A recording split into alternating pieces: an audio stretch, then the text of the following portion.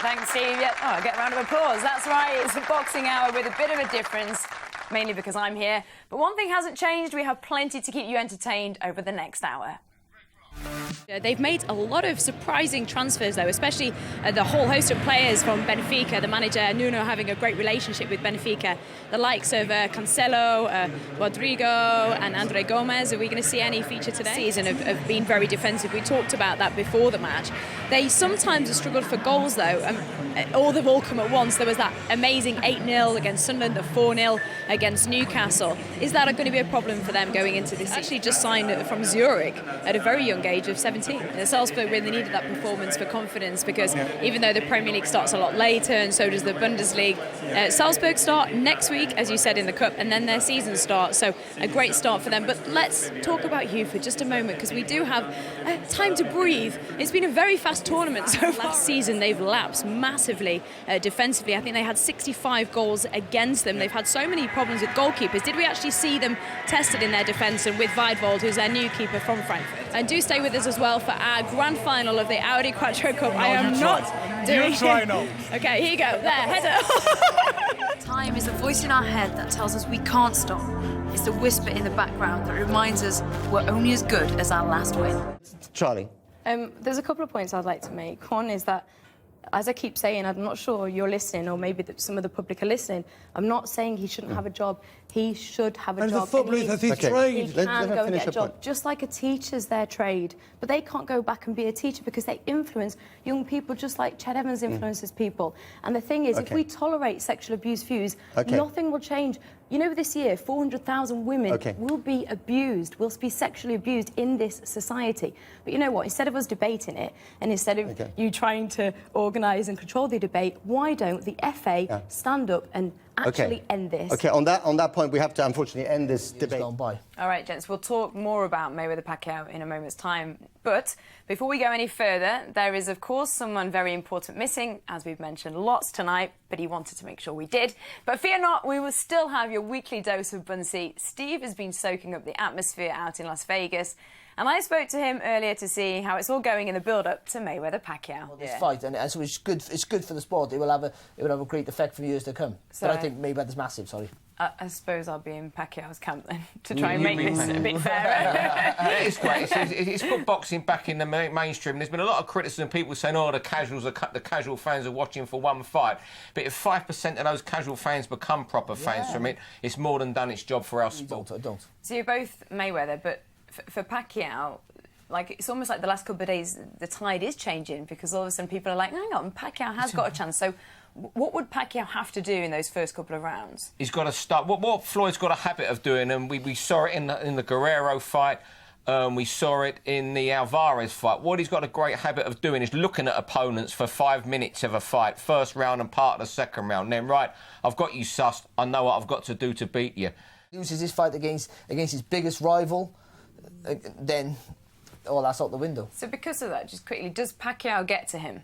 I don't think he will. I think he'll handle it all. He's handled it all. I just think this isn't the nerves this week. I don't think Pacquiao will unravel him at all or unsettle him in any way. There's no pressure on Pacquiao, though, is there? That's a good thing. There's all the pressures on Mayweather. Pacquiao's not walking around saying, I'm the best boxer who's ever lived. It's all Mayweather. Hopefully. And there'd be repercussions. So why are we saying, oh, is it his pressure? He shouldn't bite, full stop. But, point well taken. But is it possible to understand the pressure these sports stars are under? I think pressure is in different contexts. So I'm under pressure in certain ways. So are you doing live television, in politics, surgeons, and that's incredible pressure that I could never possibly understand. They're saving somebody's life. However, a footballer also has a pressure that we can never understand. I'm not a professional footballer, but I work with a lot of them and do see that pressure that I think we don't appreciate, especially when you can go into the World Cup and 90 minutes you can be a hero or a villain. Remember David Beckham when he was pictured as a dartboard, there was an effigy about him, and he said back in 2012 that he still has nightmares about what happened to David Beckham. And these are real people just because they earn a lot of money and they're footballers, and I'm sure there'll be people out there saying, oh, well, you know, they earn all this money and they should you know, come good, but they're still human beings and they do feel a pressure that we don't understand. Hello, good afternoon. Welcome along to the Harringay Box Cup. This is the biggest international boxing competition in Europe. On Friday, it started with 500 boxers registering. Then it went down to 390 boxers who made the weight. Then yesterday, we saw the semi-finals, and today it's all about the finals. Good afternoon. I'm Charlie Webster, and I hope you stay with me for this marathon broadcast because we are live for 7 hours, and we're going to try and show you as many live bouts as we possibly can from the finals. They've already started. Just some boxers would get straight on Google and try and look at past fights and see who they're fighting. How much, if you do that, does that change your game plan? I think, you know, for boxers that do it, maybe it gives them some kind of comfort, but to me, it gives me none. So I wouldn't go there. It'd be a waste of time for me. But what I would do is just try and stay relaxed. Enjoy it, have fun with it, get in there, push yourself to the best you can and come out a winner. And how much do you want this goal? Because you won the Harringay Box Cup in its very first time, That's 8 right. years ago.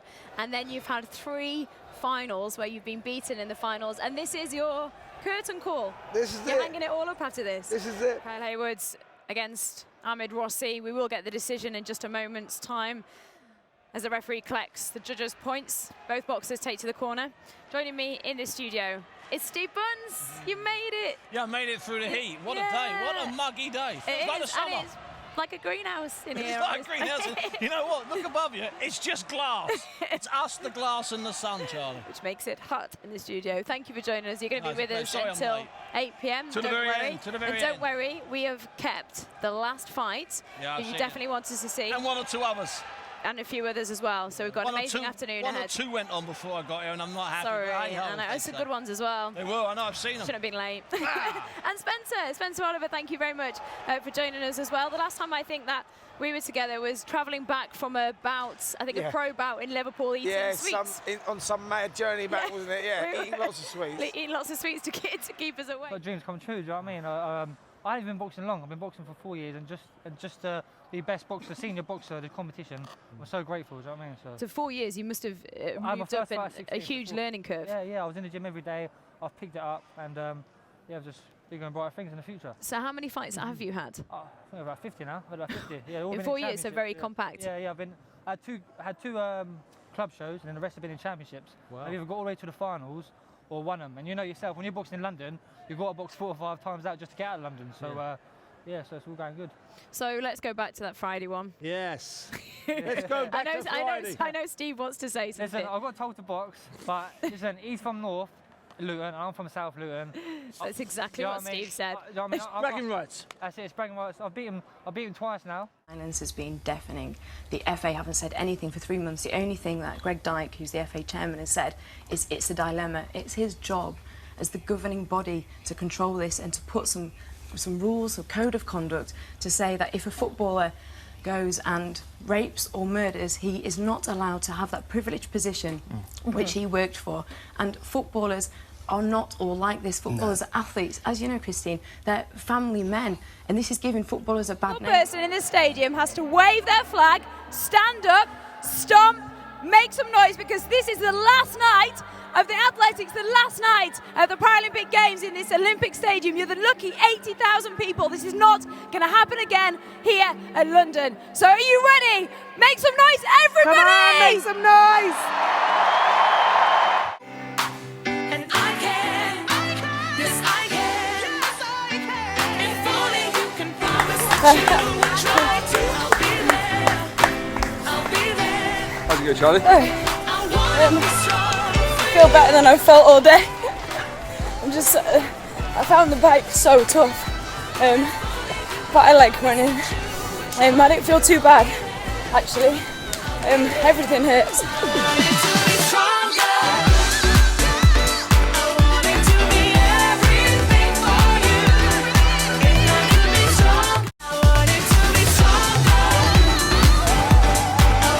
Charlie, how was that?